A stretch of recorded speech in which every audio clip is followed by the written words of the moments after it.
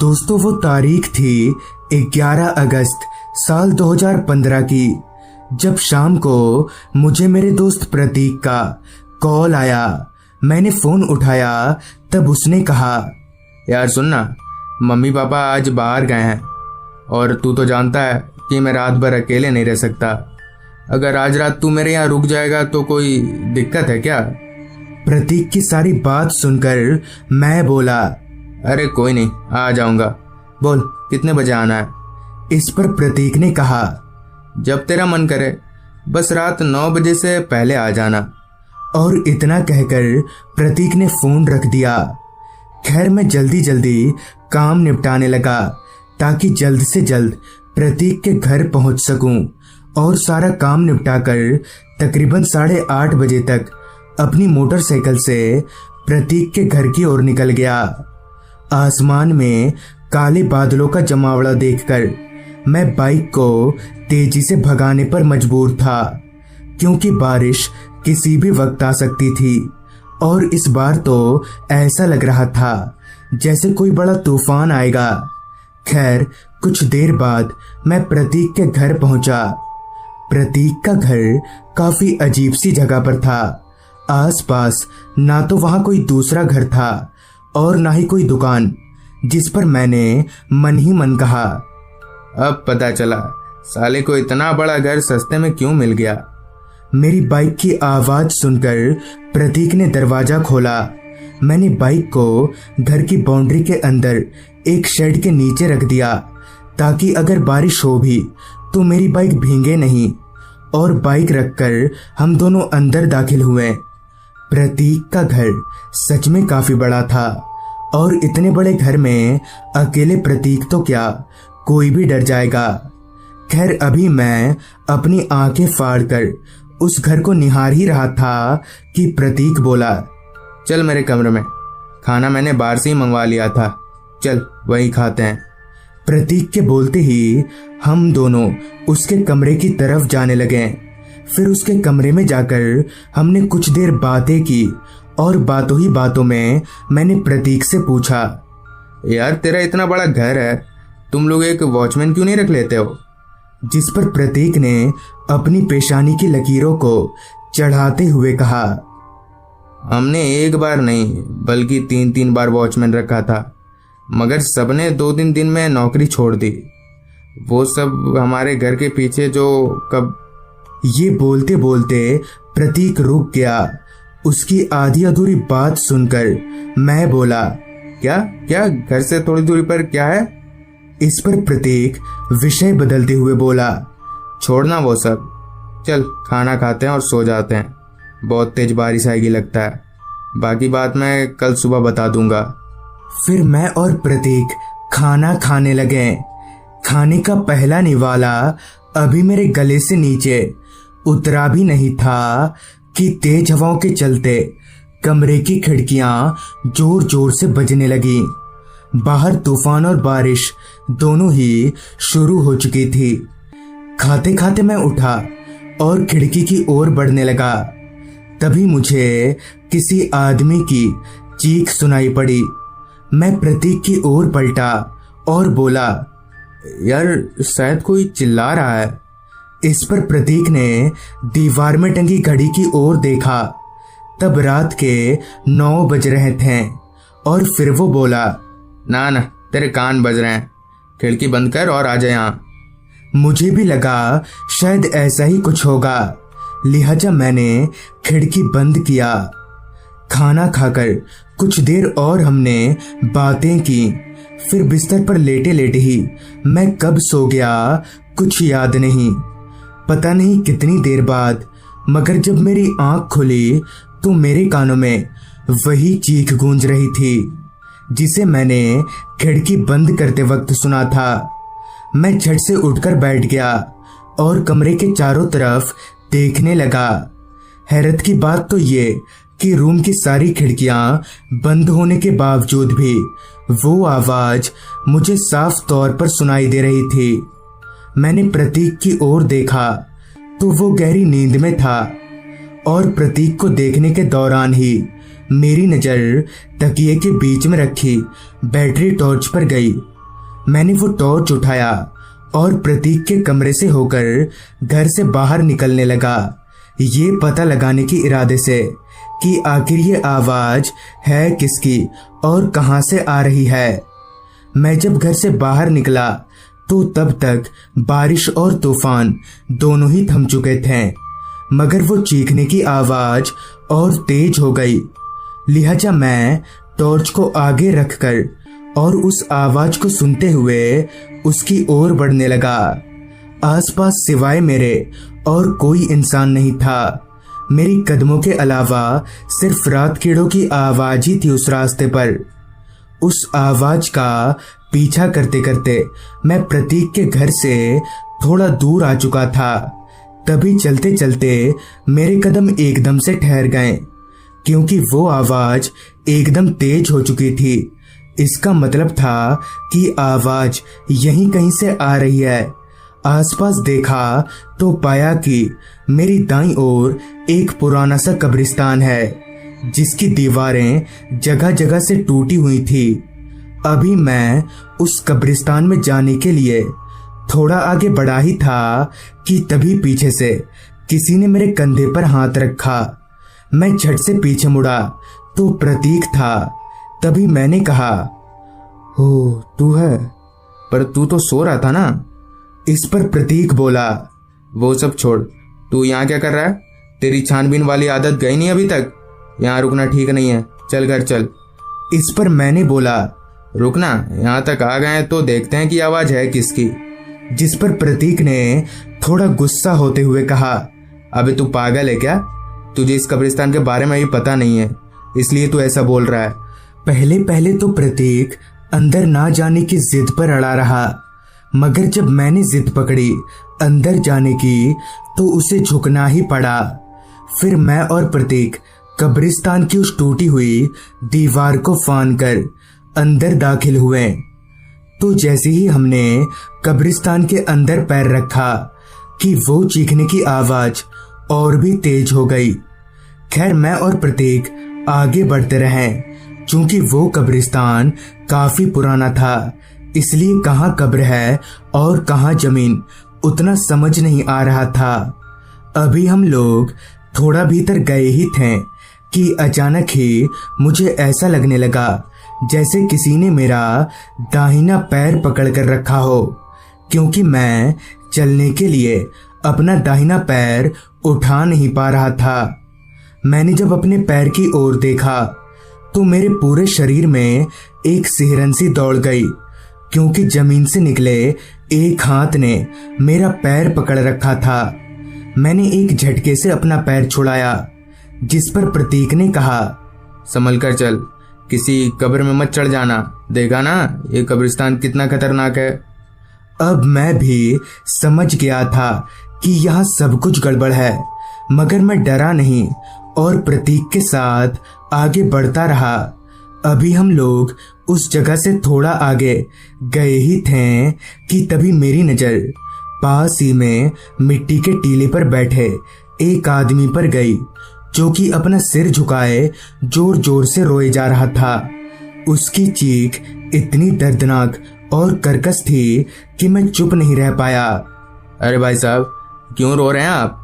और इतनी रात को कब्रिस्तान में क्या कर रहे हैं आप? जिस पर उस आदमी ने कहा, मुझे अपने घर ले चलो। और ये बोलते हुए जैसे ही उस आदमी ने अपना चेहरा उठाया तो मेरे होश उड़ गए, क्योंकि उसका चेहरा पूरा सड़ा हुआ था, जिससे मांस लटक रहा था। ये सब देखकर मैं और प्रतीक वहां रुक नहीं पाए और हमने घर की ओर दौड़ लगा दी। कुछ देर ऐसे ही भागने के बाद प्रतीक ने कहा, ठीक है, वो कब्रिस्तान से बाहर नहीं आ पाएगा। देखा, मैंने कहा था ना, वो कब्रिस्तान भूतिया है और वहां से चीखने की आवाजें आती रहती हैं। चल ठीक है, तू डर मत। प्रतीक की सारी बात तो मुझे समझ आ गई, मगर एक बात अभी भी खटकती रही कि आखिर प्रतीक इतना हिम्मत वाला कब से हो गया। खैर कुछ ही देर में हम लोग प्रतीक के घर के दरवाजे पर थे। इससे पहले कि हम दोनों अंदर दाखिल होते हैं, प्रतीक ने कहा, तू चल, मैं 5 मिनट में आता हूँ। इस पर मैं बोला, कहाँ जा रहा है? इस पर उसने फिर से मुझे अंदर जाने को कहा, लिहाजा मैं अंदर चला गया। मगर जैसे ही मैंने प्रतीक के कमरे में जाने के लिए दरवाजा खोला तो मेरे पैरों तले जमीन खिसक गई, क्योंकि प्रतीक बेड पर आराम से सोया हुआ था। मगर ये कैसे हो सकता था? और आज भी ये सोचकर मेरी रूह कांप जाती है कि अगर उस रात मेरे साथ प्रतीक नहीं था तो वो था कौन? खैर, अब प्रतीक दूसरी जगह शिफ्ट हो चुका है। तो दोस्तों, ये थी दीपक जी की भेजी गई कहानी। अगर आपके पास भी ऐसी ही कोई कहानियां हैं तो हमारे साथ जरूर शेयर करें। तो मैं आर्यन जल्द ही मिलूंगा आपसे ऐसी ही एक कहानी के साथ। बात काफी पुरानी है।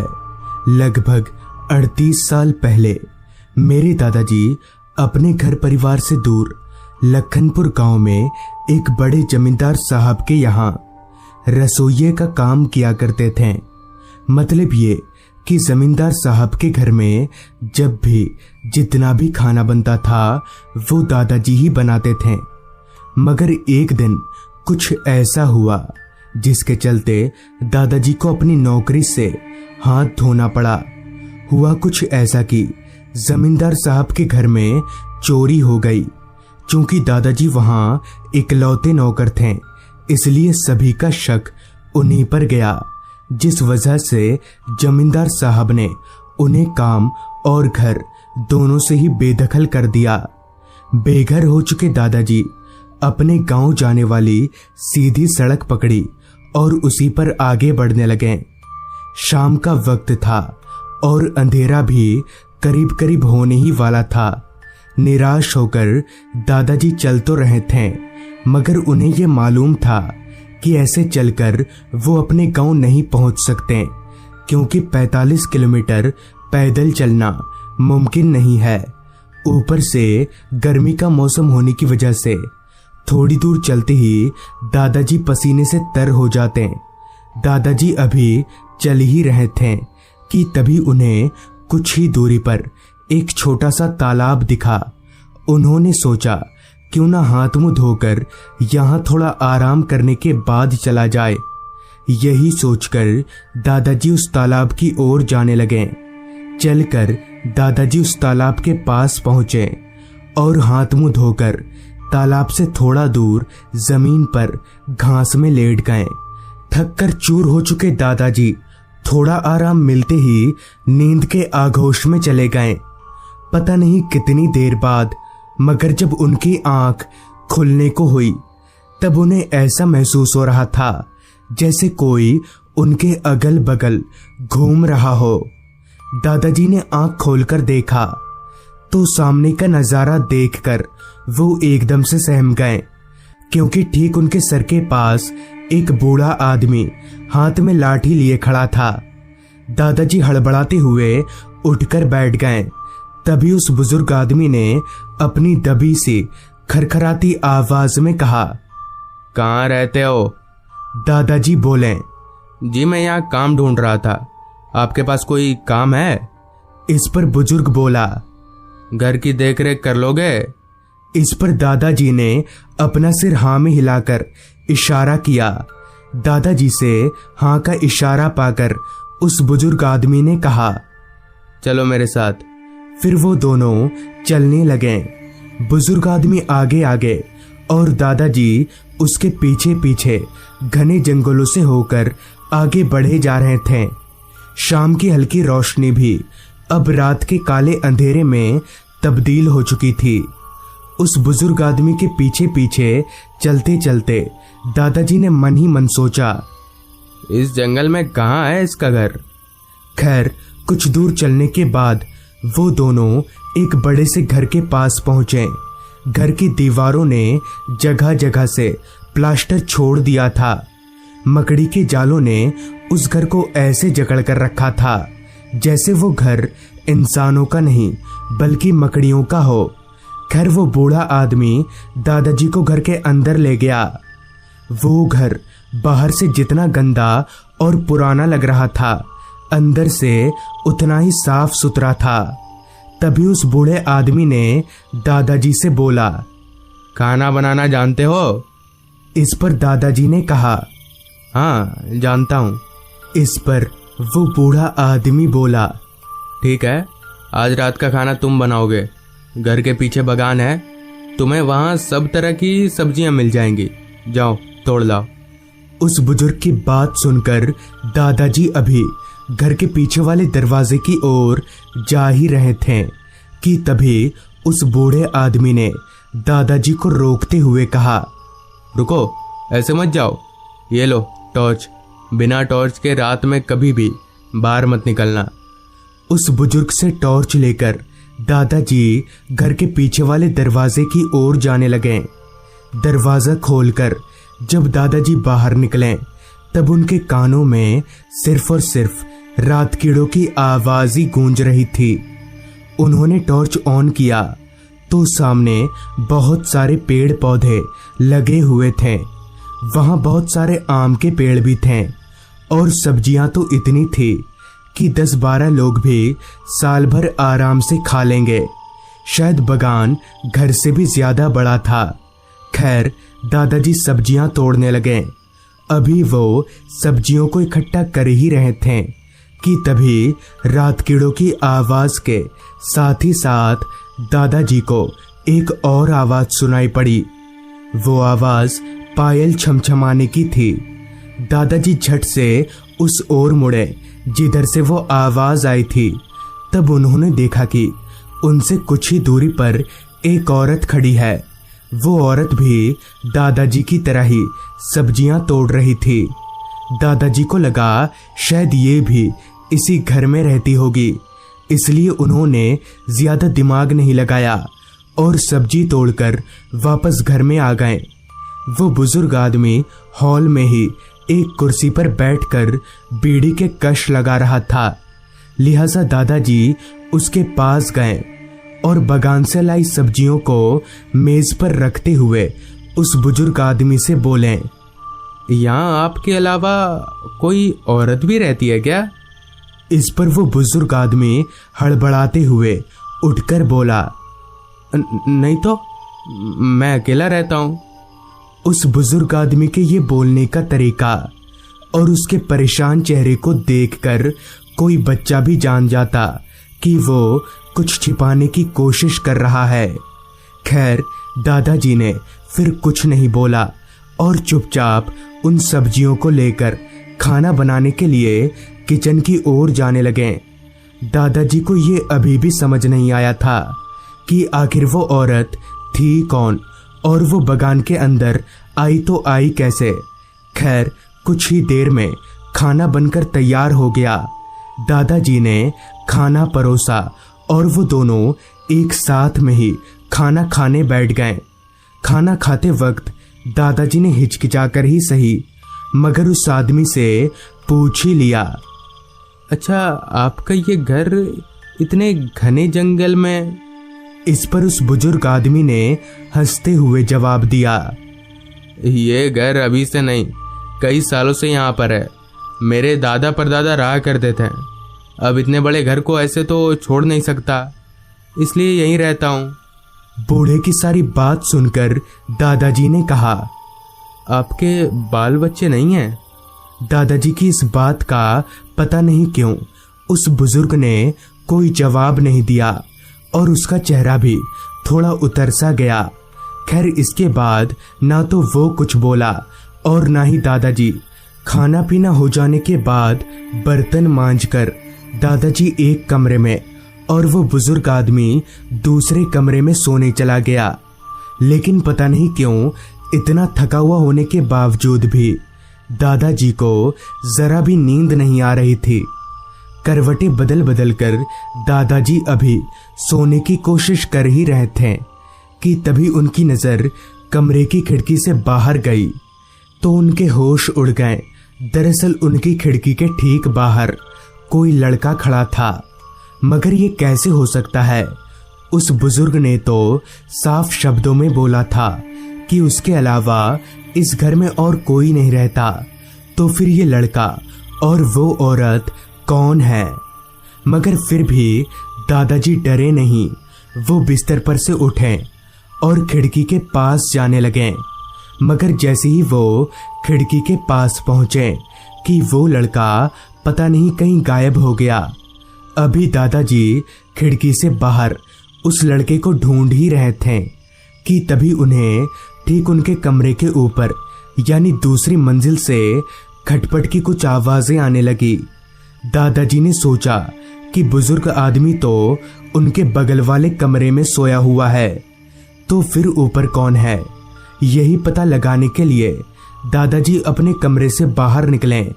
उन्होंने एक नजर बगल वाले कमरे की तरफ देखा तो कमरे का दरवाजा खुला हुआ था और कमरे में वो बूढ़ा आदमी कहीं भी नहीं था।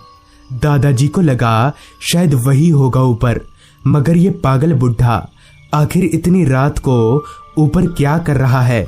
यही जानने के लिए सीढ़ियों से होकर दादाजी ऊपर जाने लगे।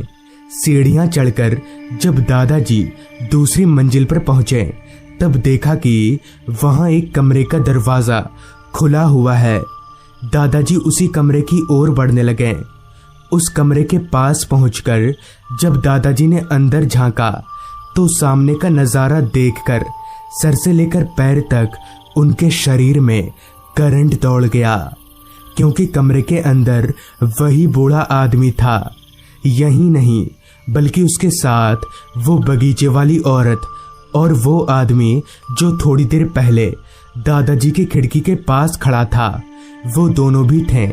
मगर हैरानी वाली बात तो ये थी कि उन दोनों औरत आदमियों के पैर जमीन से 2 फीट ऊपर थे और उन दोनों का पूरा शरीर इतना सफेद था जैसे उनके बदन में खून की एक बूंद भी ना हो।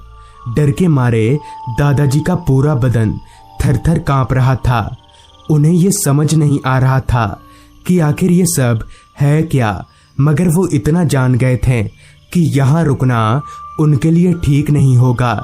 लिहाजा दादाजी दबे पैर घर से भाग निकले। भागते भागते जंगलों से बाहर निकलने पर उन्हें थोड़ी दूरी पर एक बस्ती दिखी। दादाजी भागकर सीधे उस बस्ती में गए और बस्ती के लोगों को सारी बात बता दी, जिस पर उन्होंने बताया कि दरअसल कुछ साल पहले उस घर में उस बूढ़े आदमी के साथ उसका बेटा और बहू भी रहा करते थे। मगर एक रात बगान में सब्जी तोड़ते वक्त बहू को एक जहरीले सांप ने काट लिया, मगर उसके पास टॉर्च नहीं था, इसलिए वो समझ नहीं पाई और कुछ ही घंटों में उसकी मौत हो गई। अपनी पत्नी को खो देने के गम में उस आदमी यानी उस बूढ़े के बेटे ने छत से कूदकर अपनी जान दे दी। अब उस घर में सिर्फ वो बूढ़ा आदमी ही रहता है। कहते हैं कि उसे अपने बेटे और बहू की आत्मा हमेशा दिखती है। तो दोस्तों, ये थी आज की कहानी। अगर आपके पास भी ऐसी ही कोई कहानियां हैं तो हमारे साथ जरूर शेयर करें। तो मैं आर्यन जल्द ही मिलूंगा आपसे ऐसी ही एक कहानी के साथ।